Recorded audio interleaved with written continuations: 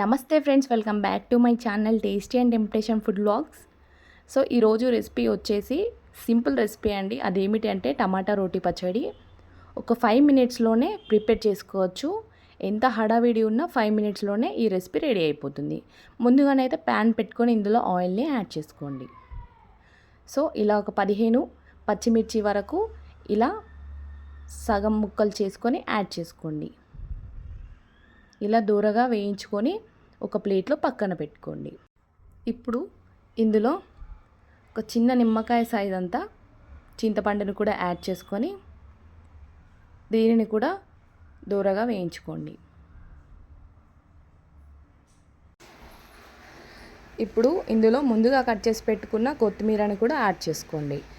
వీలైనంత వరకు కొత్తిమీరని ఎక్కువగానే వేసుకోండి. ఈ పచ్చడికి కొత్తిమీరనే మెయిన్.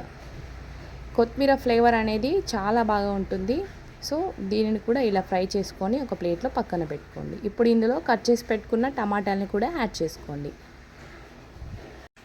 సో ఇప్పుడు ఇలా టమాటాలని యాడ్ చేశాక ఇందులోనే సాల్ట్ని కూడా యాడ్ చేసుకోండి. టమాటాలు తొందరగా కుక్ అయిపోతాయి. సాల్ట్ని ఇలా యాడ్ చేశాక ఇలా మూత వేసి ఒక 2 మినిట్స్ పాటు వదిలేసామంటే బాగానైతే కుక్ అయిపోతాయి టమాటాస్. ఇప్పుడు మిక్సీ జార్ తీసుకొని ఇందులో పచ్చిమిర్చి, అలాగే కొత్తిమీర, అలాగే వెల్లుల్లి, అలాగే సాల్ట్, అలాగే ఫ్లేవర్ కోసం జీలకర్రని కూడా ఇందులో యాడ్ చేసి కచ్చా పచ్చగా బ్లెండ్ చేసి పెట్టుకోండి పక్కకు. ఇలానైతే ఉండాలండి పేస్ట్ అనేది. సో ఇప్పుడు టమాటాస్ కూడా బాగా కుక్ అయిపోయాయి.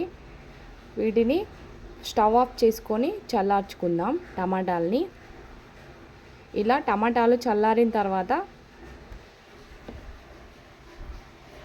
ముందుగా మనం బ్లెండ్ చేసి పెట్టుకున్న ఈ పచ్చిమిర్చి పేస్ట్లోనే టమాటాస్ కూడా యాడ్ చేసుకోండి.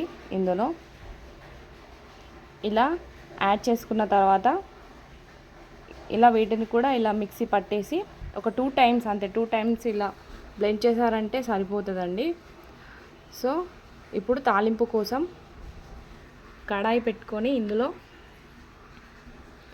ఆవాలు, అలాగే ఎండుమిర్చి, అలాగే జీలకర్రని కూడా యాడ్ చేయండి. ఇందులో వెల్లుల్లి రెబ్బలు, కరివేపాకుని కూడా యాడ్ చేసి ఫ్రై చేసుకోండి లో ఫ్లేమ్లో. ఎండుమిర్చి కలర్ వచ్చేంత వరకు ఫ్రై చేసుకోండి. ముందుగా మనం మిక్సీ పట్టి పెట్టుకున్న పచ్చడిని కూడా ఈ తాలింపులో యాడ్ చేసి ఒక 50 సెకండ్స్ పాటు ఫ్రై చేసుకోండి. అంతేనండి, పచ్చడి అయితే రెడీ అయిపోతుంది, టమాటా రోటి పచ్చడి.